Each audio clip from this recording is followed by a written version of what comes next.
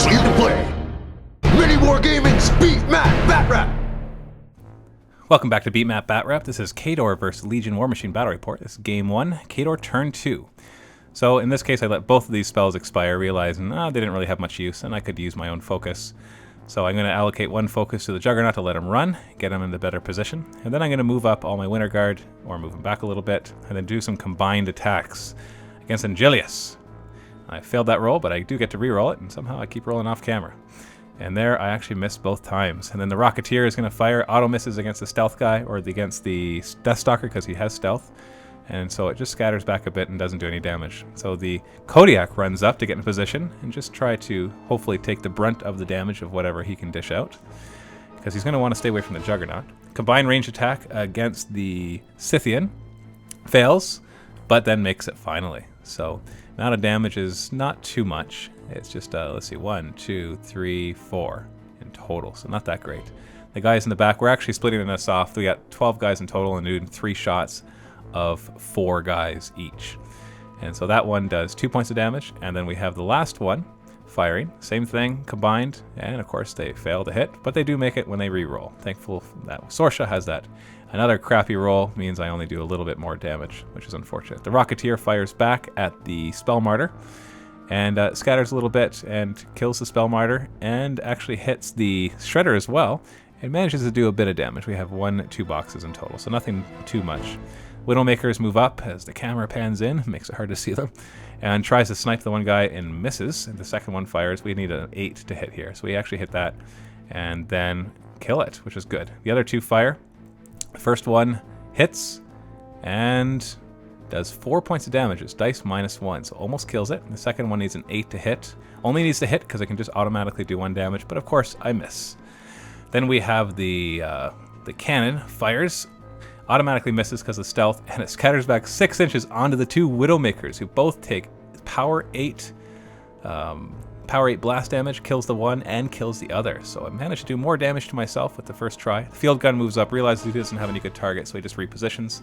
Also getting into the box in the middle, the 32 inches by 8 inches, to make sure he doesn't capture it. Field gun then fires at the Scythian as well and manages a hit, and actually gets a solid amount of damage in there. So we got 1, 2, 3, 4 damage in total. So unfortunately, that's all I was able to do.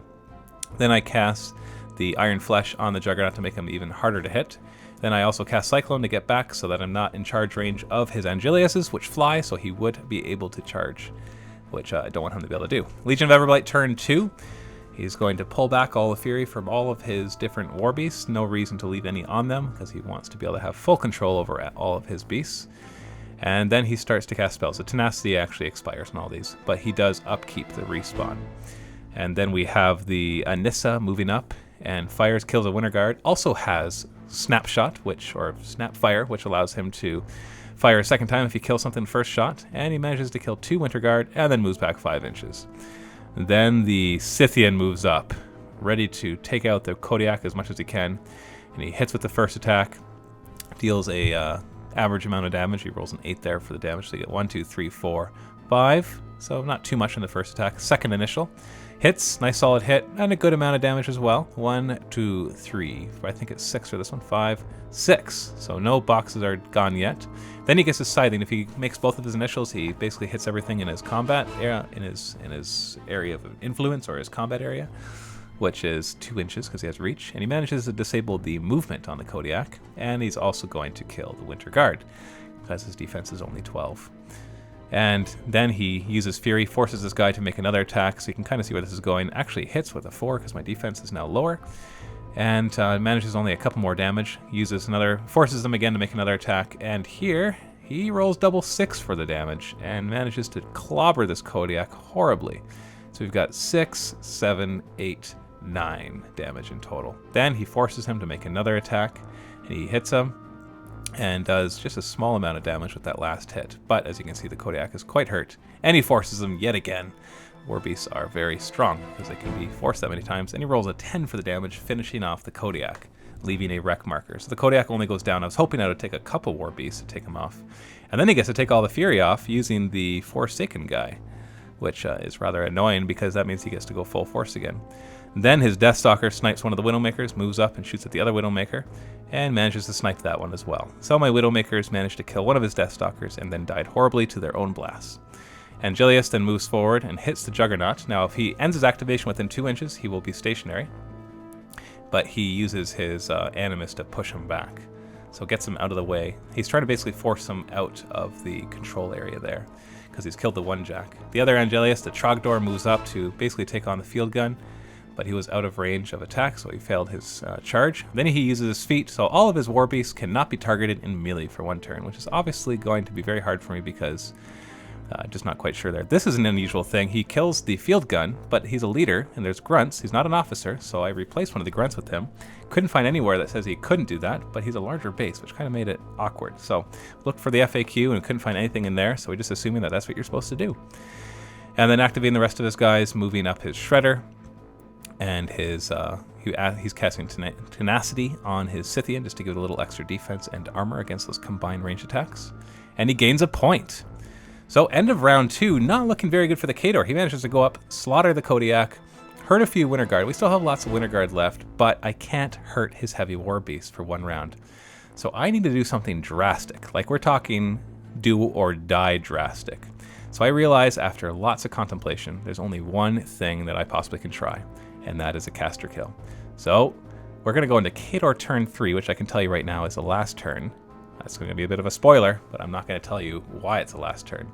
So I decide not to upkeep any spells, and I move Sorsha up, and she casts her feat, which doubles damage. Anything that exceeds armor will be double damage. She doesn't cast any spells. I just didn't even think about it for some reason. And then I'm going to use the Winter Guard to try to snipe his defense 19 caster. And the reason she's defense 19 is because of her innate abilities and her high defense, but she has low armor.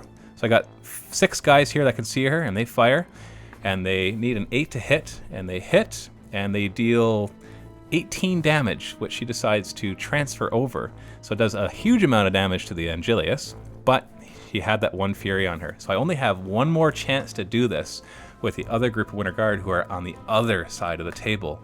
And so I'm going to have to carefully position them. So you're not going to be able to see it very well here, but basically my guys move up and they position themselves. We reposition a little bit after the camera's turned off too, and we're going to look back at this. And I accidentally shoot with 6, and it turns out I should only shoot with 5. So I need a 9 to hit, so just kind of pay attention to that. So here we go. Only 5 of them can actually see her, but I did shoot with 6. I need a 9 to hit. I miss, and then I hit.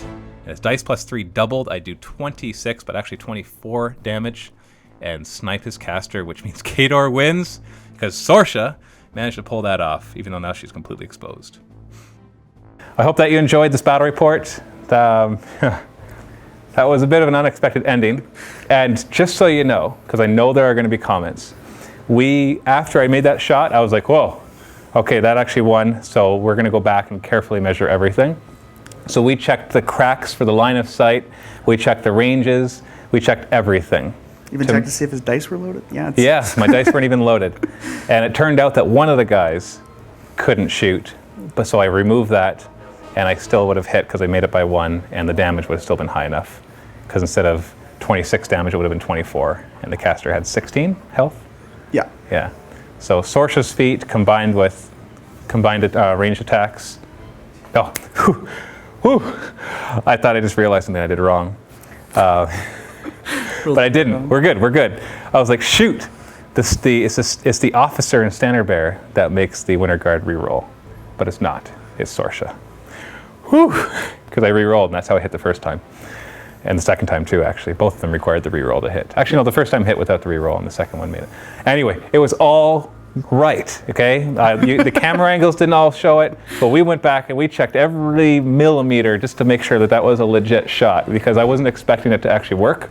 And so I was just like, yeah, I'll fire. These ones look like they can. And yeah, that looks good. And I roll and I kill him. I'm like, oh, crap. I just killed him. I feel so dirty. But anyways, so good first game. We're going to go into our second game and see what we can do with this best of 3 series. I hope that you enjoyed this. It shows you what Warmachine does, that if an all-out, all-in kind of thing can work if you manage to pull it off. If those guys had missed, I would have lost, because nobody else would have been able to hit it. Nothing else had that kind of range attack ability. So Stay tuned for our next Beat Map Batrep, the next Warmachine battle report against him. This is Matthew from Mini Wargaming. Happy wargaming.